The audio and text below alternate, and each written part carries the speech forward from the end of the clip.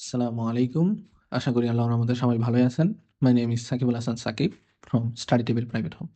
তো আজকে আমরা এই এইচএসসি আইসিটি বইয়ের চ্যাপ্টার 3.1 এর যে অক্টাল সংখ্যা থেকে অন্যান্য সংখ্যা পদ্ধতি রূপান্তরের যে একটা সিরিজ ছিল, সেই ধারাবাহিকতার আমরা আজকে সবার শেষের যে টপিকটা তা নিয়ে কিন্তু আলোচনা করব। সেটা হলো কিভাবে অক্টাল থেকে হেক্সাডেসিমাল সংখ্যায় রূপান্তর করা যায় তা নিয়ে আলোচনা করব। এর আগে কিন্তু আমরা মূলত এই অক্টাল থেকে কিভাবে ডেসিমাল, অক্টাল থেকে কিভাবে বাইনারি, অক্টাল থেকে এখন আমরা করব হেক্সাডেসিমাল। মূলত এই ২ টা কিন্তু এখন আমাদের আগে হয়ে গেছে। ঠিক আছে? আগে কিন্তু এগুলো আমরা প্লেলিস্ট আকারে আপনাদের সামনে উপস্থাপন করেছি। তো এখন আমরা কিভাবে অক্টাল থেকে হেক্সাডেসিমালে যাওয়া যায় তা নিয়েই মূলত আলোচনা করব। তো এরপরেও আমরা একটু মনে করায় দিতে চাই যে কিভাবে অক্টাল থেকে একটা সংখ্যা যদি প্রশ্নে অক্টাল দেওয়া থাকে কিভাবে তা দশমিকে রূপান্তর করা যায়। ঠিক আছে? যদি কারো এরকম মনে হয় যে আমি তো সেই কাজটা মিস করেছি, তো আপনারা দয়া করে আমাদের যে প্লেলিস্ট আছে ইউটিউবে গিয়ে সেই প্লেলিস্ট আকারে কিন্তু অবশ্যই দেখবেন ধারাবাহিকতায়। আশা করি তাহলে কোনো কিছু কিন্তু ওলটপালট লাগবে না বা মিস হবে না। তো এই ছিল অক্টাল থেকে কিভাবে দশমিকে যাওয়া যায় সেটার নিয়ম। এরপরে আমরা দেখিয়েছিলাম কিভাবে একটা অক্টাল সংখ্যা থেকে বাইনারিতে রূপান্তর করানো যায় সেই প্রত্যেকটা নিয়ম। ঠিক আছে? আমরা কিন্তু এইটাও কিন্তু গত ক্লাসে আলোচনা করেছিলাম। তো আজকে আমরা সেই ধারাবাহিকতার সবার যে শেষের যে বিষয়টা, অক্টাল থেকে কিভাবে হেক্সাডেসিমাল সংখ্যায় রূপান্তর করা যায় তা নিয়ে আলোচনা করব ইনশাআল্লাহ। এখানে একটা জিনিস মাথায় রাখতে হবে, কিভাবে অক্টাল থেকে হেক্সাডেসিমালে যাওয়া যাবে?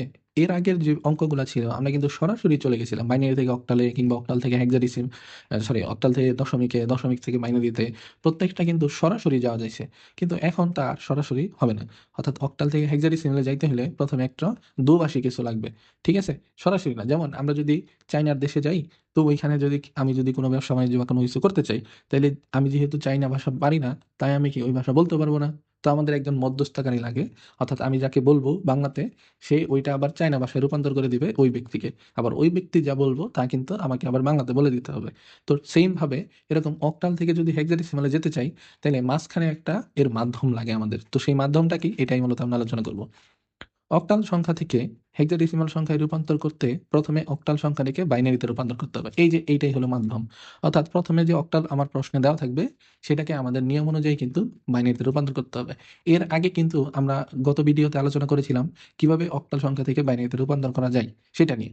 এবং পরবর্তীতে রূপান্তরকৃত বাইনারি সংখ্যাটিকে হেক্সাডেসিমাল সংখ্যায় রূপান্তর করতে হবে। আমরা তার আগে কিন্তু আপলোড করেছিলাম যে কিভাবে বাইনারি সংখ্যা থেকে হেক্সাডেসিমালে রূপান্তর করা যায়।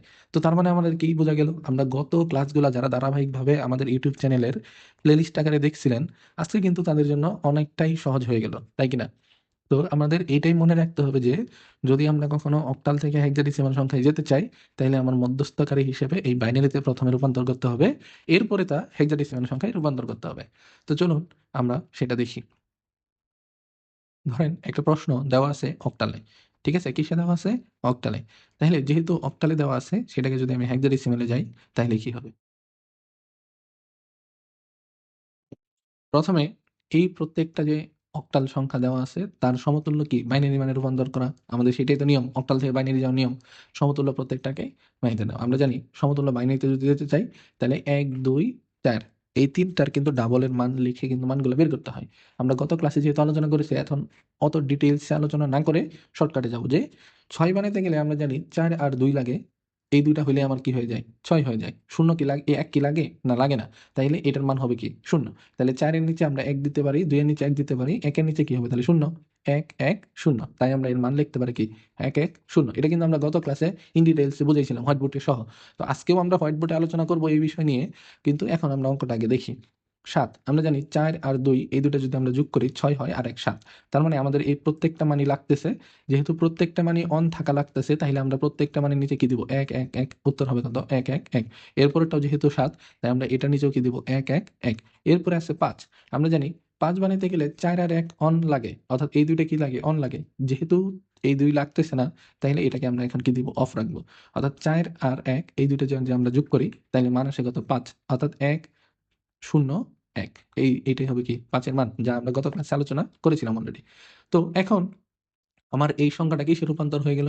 বাইনারিতে। তো আমরা লিখলাম, এই বাইনারি মানটা লিখলাম। আমাদের ১ম কাজ হয়ে গেল। এখন ২য় নাম্বার কাজটা কি? আমাদের বাইনারি দ্বারা রূপান্তর করতে বলে নাই, হেক্সাডেসিমালে যাইতে হবে তো। তো তাইলে এখন এই বাইনারিকৃত সংখ্যা কি হেক্সাডেসিমালে যেতে হবে। তো আমরা এই কিভাবে এই বাইনারি সংখ্যা থেকে হেক্সাডেসিমালে যাওয়া যায় তা একটু দেখে নিই এখন। তাইলে ১ম এ যে মানটা আছে দশমিকের জায়গায় দশমিক বসাবো।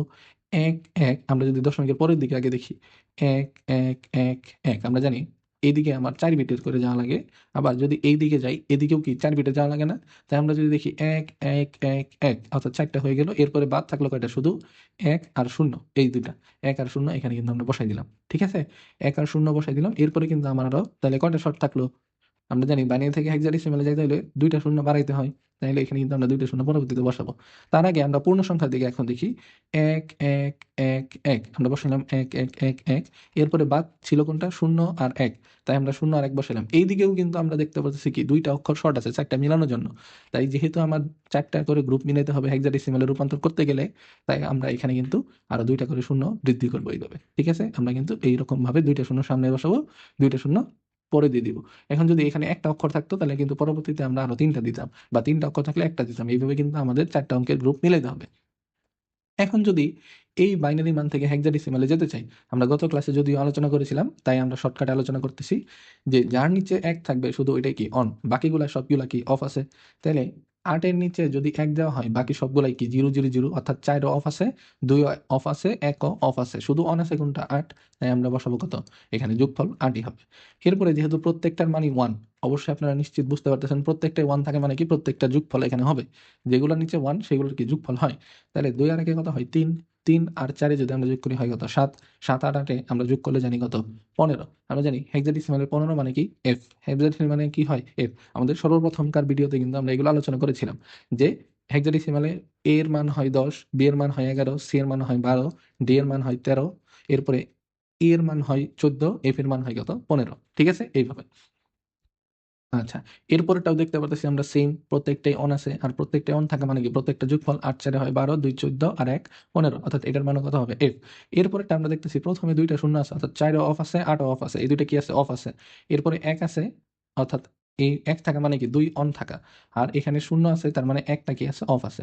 অর্থাৎ ৮ অফ আছে, ৪ অফ আছে, ১ কিন্তু অফ আছে। শুধু অন আছে কোনটা? ২। তাইলে আমরা এখানে মান হবে কিন্তু ২। এখন কিন্তু আমাদের হয়ে গেল এই হেক্সাডেসিমাল মান। তাইলে আমরা যদি লিখতে চাই তাহলে সেটা কিভাবে লিখবো? প্রথমে ২ F এরপর যেহেতু দশমিক আছে দশমিক লিখবো। এরপরে আবার F দিব। এরপরে কি দিব? ৮ দিব। তো এখন যদি আমরা উত্তরের দিকে তাকাই, প্রথমে যে অক্টাল সংখ্যাটা দেওয়া ছিল 5.76 এটা ছিল অক্টালে। এখন আমরা হেক্সাডেসিমালের উত্তর পাইলাম কি? 2F.F8 তো এই ছিল আমাদের অক্টাল থেকে হেক্সাডেসিমাল যাওয়ার মূল নিয়মটা।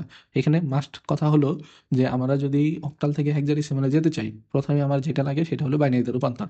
আর সেই বাইনারিতে রূপান্তর করতে হলে প্রত্যেকটা অঙ্ককে আমরা ৩ বিটে রূপান্তর করব। এরপরে বাইনারি রূপান্তরিত সংখ্যাটাকে আমরা ৪ বিটে কি করে দিব? প্রত্যেকটাকেই হেক্সাডেসিমালে রূপান্তর করে দিব। এটা সরাসরি রূপান্তর করা যাবে না, অবশ্যই বাইনারি হয়ে এরপরে কি রূপান্তর করতে হবে। তো চলুন আমরা বরাবরের মতোই হোয়াইট বোর্ডে এই টপিক নিয়ে আর কিছু উদাহরণ নিয়ে আলোচনা করি আপনাদের সাথে।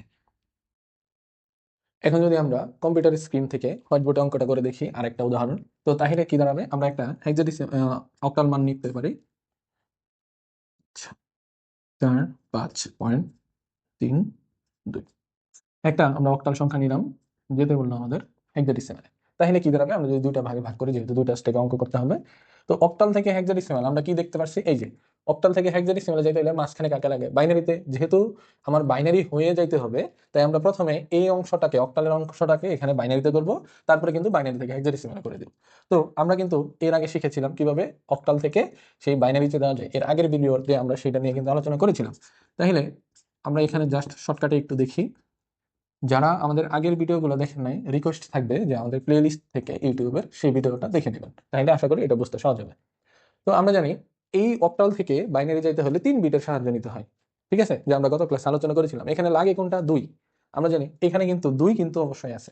তাহলে এখানে যোগফল আরো কি কোনটা নেওয়ার দরকার আছে? নাই কিন্তু। এটা কিন্তু আমরা আগের ক্লাসে খুব ভালোভাবে বলেছিলাম যে যেটা দরকার যোগ করতে কিন্তু ওইগুলোর নিচে আমার ধরতে হবে কি? 1। অর্থাৎ যে মিলাইতে যদি এখানে ৫ থাকতো, ৫ মিলানোর জন্য যে অক্ষরগুলো লাগতো সেগুলো আমরা লিখতাম 1। যেগুলো লাগতো না ওইগুলো শূন্য। যেহেতু আমার ডিরেক্ট আছে ২, এখানেও আছে ২, তাই আমরা এর নিচে সরাসরি দেবো কি? ১। বাকি আমার এখানে যোগফল কিন্তু ৪-এরও দরকার নাই, ১-এরও দরকার নাই, কারণ এগুলো মান বেশি হয়ে যাবে। তো আমার দরকার যেহেতু ২, তাই শুধু এটা 1 দিলাম, বাকিগুলোকে দিলাম 0। তাই আমরা এখানে কিন্তু মান লিখতে পারি 0 ১ 0। অবশ্যই ৩টা করে কিন্তু লিখতে হবে, যেহেতু বাইনারি থেকে অক্টাল কিংবা অক্টাল থেকে বাইনারিতে ৩ বিটের সম্পর্ক। এরপরে দেখতে পাচ্ছি অক্ষরটা আছে 3, যেহেতু 3 আমার লাগে কোনটা যোগফল, 4 তো লাগে না, 4 বেশি, 2 আর 1 এই দুটো যোগ করলে আমার কত হয় 3, যেহেতু 2 আর 1 আমার যোগ করলে 3 হয়, তাই এই দুইটার নিচে আমরা কি দেবো 1, অর্থাৎ এই দুইটা মানে আমরা যোগফল এখানে রেজাল্ট, তাই আমরা এখানে দুইটার নিচে শুধু 1 দিলাম, যেহেতু 4 লাগলো না তাই এর নিচে আমরা দিলাম কি 0, অর্থাৎ 4 অফ থাকবে, 0 1 1 এটা লিখলাম এখানে। তো সরি, আমরা একটু ফাঁকা করে লিখতে পারি আমাদের বোঝার সুবিধার্থে। এখন 5 5 যদি আমরা মিলাই, 5 মিলাইতে হলে আমার কি লাগে মূলত, দেখো এগুলো যদি মুছে দিই, 4 আর 1 এই দুটো যোগ করলে আমার 5 আসে না, অবশ্যই 4 আর 1 যোগ করলে 5, তাই 4 আর 1 এর নিচে আমরা দিলাম কি 1, 2 যেহেতু লাগতেছে না তাই এটা দিলাম কি 0, তাইলে আমরা যদি মান লিখি 1 0 1, ঠিক আছে। এরপরে আছে কত 4, 4 যেহেতু ডিরেক্ট একটা সংখ্যায় আছে আমরা এটাকে লিখতে পারি 1 0 0, অর্থাৎ শুধু 4 এটার নিচে 1 দিলে কি হয়ে যায় আমাদের যোগফল হয়ে যাবে 1 0 0 6। এরপরটা যেহেতু 6 আছে আমরা জানি 4 আর 2 এই দুটো যোগ করলে কত হয় 6 হয়, যেহেতু 4 আর 2 যোগ করলে 6 হবে, 1 তো আর আমার প্রয়োজন নাই, তাই এটা নিচে আমরা দেবো কি 0, 4 আর 2 এই দুটা নিচে শুধু দেবো কি 1, তো এটাই হবে আমার বাইনারি মান 1 1 0। এখন আছে কত 7, এখন যদি আমরা 7 বানাইতে চাই তাহলে যোগফল কোনটা কোনটা লাগে, 4 আর 2 এর 6 আর 1 7, অর্থাৎ এই তিনটা যদি আমরা যোগ করি তখনই কিন্তু একমাত্র কি হবে 7, তাই আমরা এই তিনটার নিচে কি দেবো 1 1 1 1, অর্থাৎ 4 2 6 আর 1 7, আমার মান কিন্তু হয়ে গেল, তাই আমরা লিখবো এই 1 1 1। এখন যদি আমরা বাইনারি মানটা লিখি, জাস্ট এখানে আমরা লিখতে পারি শর্টকাটে, অথবা এখানেও লিখতে পারি 1 1 1 1 0 পয়েন্ট 0 1 1 0 1 0, এই হলো কিন্তু আমার বাইনারি মান। যেহেতু আমরা দেখলাম যে অক্টাল থেকে হেক্সাডেসিমাল যেতে হলে বাইনারি, আমরা কিন্তু এই পদ্ধতিতে মাত্র বাইনারিতে আসলাম, এখন কিন্তু দ্বিতীয় অংশের কাজটা বাদ আছে, তাই এই অক্ষরগুলো যদি আমরা আবার লিখি এখানে,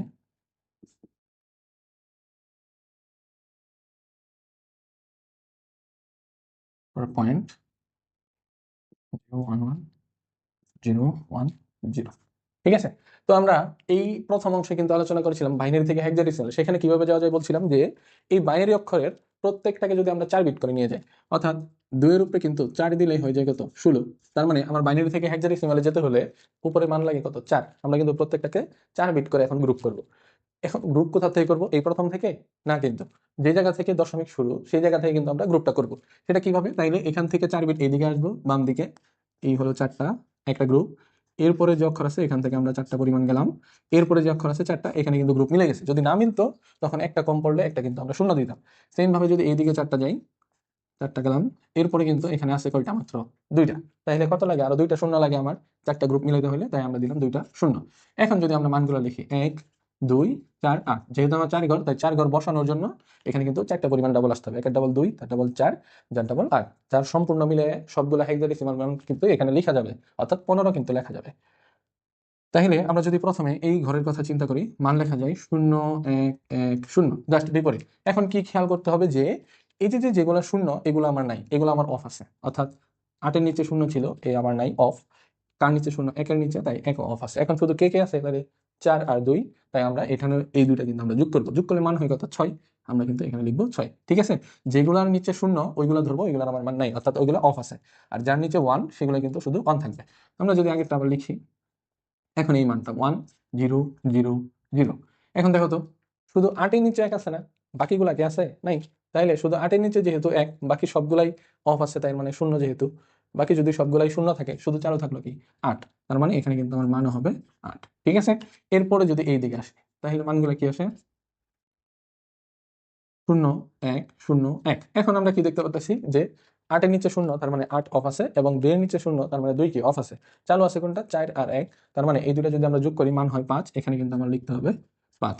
এরপরে যদি আমরা মান লিখি সেম ভাবে আছে 1 0 1 0, এখন দেখো তো কোনটা কোনটা চালু আছে, অবশ্যই ধরতে পারছো অনেকে যে 8 আর 2 এই দুটা কিন্তু অন আছে, আর 4 আর 1 এই দুটা কিন্তু অফ আছে, যেহেতু এই দুটা অন আছে তাই এই দুইটা আমাদের যোগ করতে হবে, এর যোগফল আসবে 10। আমরা জানি হেক্সাডেসিমালে কিন্তু 10 সমান কি লেখা লাগে এ, তাই আমরা এখানে লিখবো কি এ, ঠিক আছে।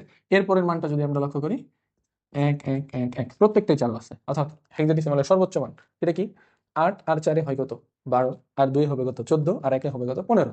আমরা জানি হেক্সাডেসিমালের 15 সমান আমরা লিখতে পারি এফ, অর্থাৎ এফ সমান কত হয় সেখানে 15, তাইলে আমরা যদি সেই জায়গায় লিখি এফ, কারণ কি এখানে কিন্তু প্রত্যেকটা মানই চালু ছিল, তাই আমরা প্রত্যেকটা অক্ষরই আমরা এখানে যোগ করে দিলাম, তাই যেহেতু 15 আসলো হেক্সাডেসিমাল সংখ্যা 15 লেখা যায় না, লিখতে হয় কি এফ, ঠিক আছে।